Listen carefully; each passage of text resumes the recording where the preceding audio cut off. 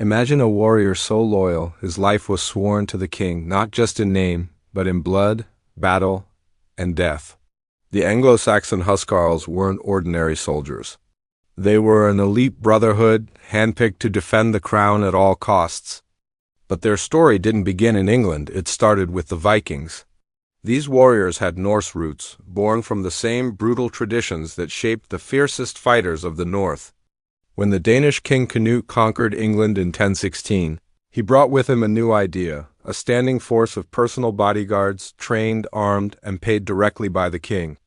These were the first English Huscarls. Over time, they weren't just muscle, they became a symbol of authority, discipline, and royal power. No oath meant more than theirs. Unlike the feudal levies who came and went, Huscarls lived for war. They weren't just defenders, they were enforcers, elite protectors, and often executioners of royal will. Stationed in royal courts, monasteries, and battlefronts, they formed a silent, deadly backbone of the kingdom. And yet, despite their importance, their legacy has faded into the shadows, until now. This is the untold beginning of the king's deadliest secret force, the Huscarls. And their story is just beginning. The Huscarls weren't feared because of their numbers, they were feared because of their skill. Trained from youth in the brutal art of war, these men were warriors in the purest form. Every move they made was precise, every strike calculated. Their weapon of choice? The massive two-handed Dane axe, nearly as tall as a man, capable of cleaving through armor, bone, and shield with a single swing. Imagine facing that in battle, but it wasn't just about strength. Huscarls trained relentlessly. In formation combat, shield wall tactics, and disciplined strikes. They fought not as individuals, but as a single, unstoppable force. Their loyalty was legendary. Bound by oath to protect the king with their lives, they stood by him in court, on the road, and on the battlefield. Betrayal was unthinkable. Death was expected. They were paid in silver, rewarded in land, and respected across kingdoms. But their code was strict. Cowardice was punished, dishonor was death. They didn't just serve the king, they embodied his power. When Huscarls marched into a village, the people didn't see soldiers, they saw the will of the crown made flesh. These men were more than bodyguards. They were the steel spine of a kingdom, and every king knew it. October 14th, 1066, Hastings, the day everything changed. As the Norman army surged forward, it wasn't the average English soldier who held the front line. It was the Huscarls, shield to shield, axe in hand, unshaken. These elite warriors stood atop Senlac Hill with King Harold, forming an unbreakable wall of steel and courage. For hours they held. Norman cavalry charged again and again, but the Huscarls didn't break.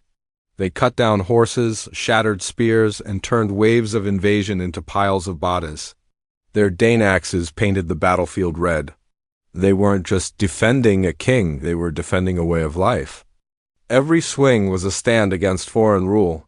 Every death was a vow fulfilled, but fate is cruel. When Harold fell struck by an arrow, trampled in chaos, the shield wall cracked. Surrounded and outnumbered, the Huscarls fought to the last man. They didn't flee, they didn't surrender. They died on that hill, forming a ring of iron around their fallen king. In their final stand, they etched their names into the bones of English history. The kingdom fell that day, but the Huscarls turned it into legend.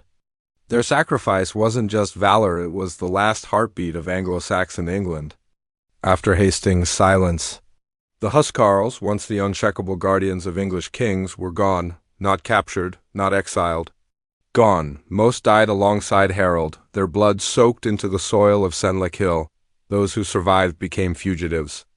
In their own land, hunted by the new Norman rulers who feared their loyalty and skill, the Normans brought their own knights, their own code, and had no place for a warrior bound by oath, not title. Some Huscarls fled to distant lands, many to the Byzantine Empire, where they joined the Varangian Guard, once again serving emperors as elite protectors. There, their legend lived on in whispers. But in England, their legacy was buried intentionally. The Normans rewrote history. Castles rose where Huscarls once stood, and foreign rule reshaped the very soul of the kingdom. The Huscarls became Ghosts in the chronicles, forgotten by time, overshadowed by the victors. But their story didn't die. It lingers in the myths, in the loyalty of royal guards, in the silent strength behind every great leader. They weren't just warriors. They were the soul of a nation that refused to kneel until it had no choice. The Huscarls didn't just vanish. They became legend, and legends never truly die.